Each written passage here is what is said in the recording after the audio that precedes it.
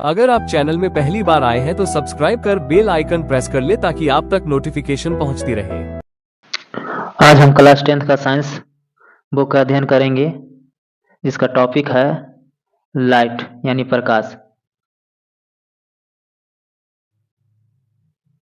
इसमें से पृष्ठ संख्या 185 है, लेकिन नया किताब में अगर देखा जाए तो 157 दिया हुआ है। सबसे पहला प्रश्न है, अवतल दर्पण के मुख्य फोकस की परिभाषा लिखिए। तो इसका उत्तर हो जाएगा, मुख्य अक्ष के समांतर आपतित किरणें परावर्तन के बाद दर्पण के ध्रुव तथा वक्रता केंद्र के बीच एक बिंदु F पर प्रतिच्छेद करती है। इस बिंदु को अवतल दर्पण का मुख्य फोकस कहते हैं। हम जानते हैं कि अवतल दर्पण कुछ इस टाइप का होता है। मान लीजिए कि ये अवतल दर्पण M और N है।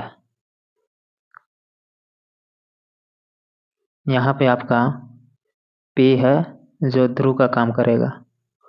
यहाँ पे हो जाएगा F जो मुख्य फोकस का काम करता है, और यहाँ पे हो जाएगा C जो अवक्रता त्रिज्या का काम करता है।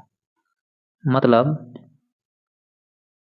आपतित किरण जो है वो अनंत से, मान लीजिए यहाँ पे हम वस्तु रखें, आपतित किरण यहाँ से जाने के बाद टकरा कर यानी कि परावर्तित जो होता है वह मुख्य फोकस से गुजरेगा। इसी तरह से ये भी अगर हम यहाँ पे रखेंगे तो इस तरह से ये जाएगा और परावर्तित होकर मुख्य फोकस से गुजरेगा। इसी को बोला गया है अवतल दर्पण के मुख्य फोकस।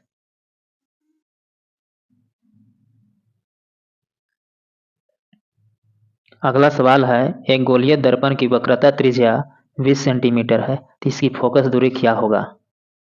सवाल जो है बहुत अच्छा है। मतलब वक्रता त्रिज्या 20 सेंटीमीटर दिया हुआ है और इसका फोकस दूरी यानी कि F ज्ञात करना है। तो R बराबर 2F होता है, यानी कि वक्रता त्रिज्या जो होती है वह मुख्य फोकस की दुगनी होती है। तो इसीलिए हम वक्रता त्रिज्या अगर 20 है, अगर यहाँ 2F दिया है तो F बराबर हो जाएगा 20/2, यानी कि इसका 10 सेंटीमीटर आंसर हो जाएगा, जो यहाँ पे बनाकर बतलाया हुआ है। गोलीय दर्पण की फोकस दूरी 10 सेंटीमीटर हो जाएगी।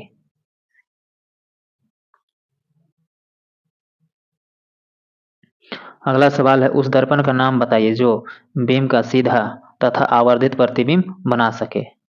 इसका उत्तर है अवतल दर्पण। जब अवतल दर्पण के ध्रुव तथा मुख्य फोकस के बीच बीम को रखते हैं तो यह सीधा तथा आवर्धित प्रतिबिंब बनाता है। इसको हम इस तरह से बना सकते हैं।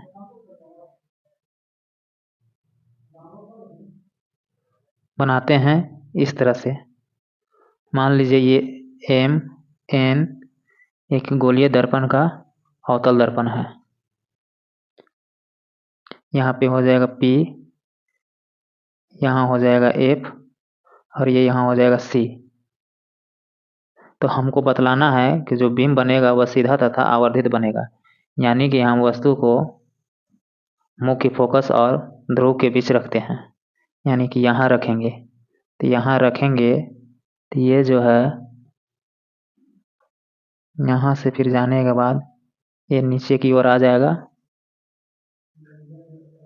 और फिर वक्रता त्रिज्या से जैसे जाने के बाद ये यहाँ चला जाएगा। अगर इसके पीछे अगर काल्पनिक रेखाएं देखा जाए तो ये यहाँ बनेंगे। इसी तरह से ये जो है ये भी अगर जाएगा काल्पनिक रेखा तो यहाँ, यानी कि ये इस तरह से आवर्धित प्रतिबिंब बनेगा।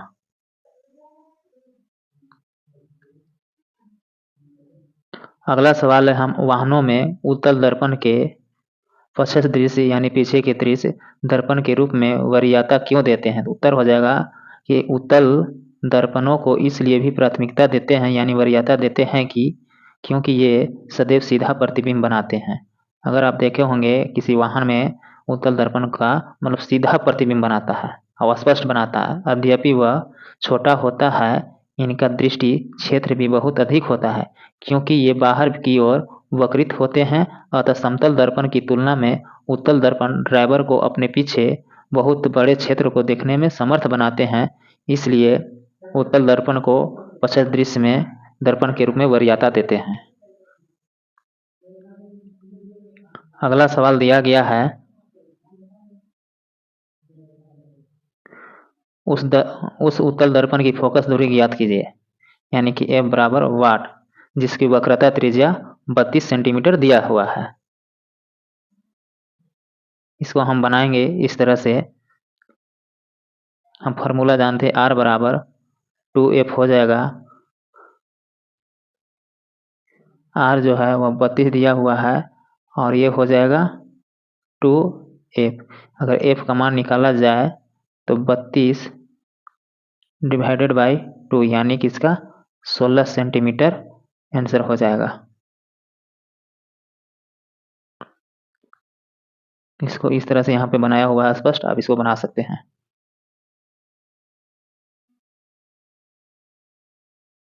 अगला सवाल है, कोई अवतल दर्पण अपने सामने 10 सेंटीमीटर की दूरी पर किसी बीम का 3 गुना आवर्धित यानी बड़ा वास्तविक प्रतिबिंब बनाता है, तो प्रतिबिंब दर्पण से कितनी दूरी पर है? तो बीम की दूरी U बराबर -10 सेंटीमीटर दिया हुआ है और आवर्धन जो है वह -3 होगा, चूंकि प्रतिबिंब वास्तविक है। तो हम जानते हैं कि M यानी कि आवर्धन बराबर H डैश बाई H होता है। H डैश का मतलब होता है प्रतिबिंब की ऊंचाई, अब H का मतलब हो जाएगा बीम की ऊंचाई, जिसको हम लोग -V बाई U के रूप में भी व्यक्त करते हैं। -V हो जाएगा प्रतिबिंब की दूरी और U जो हो जाएगा बीम की दूरी।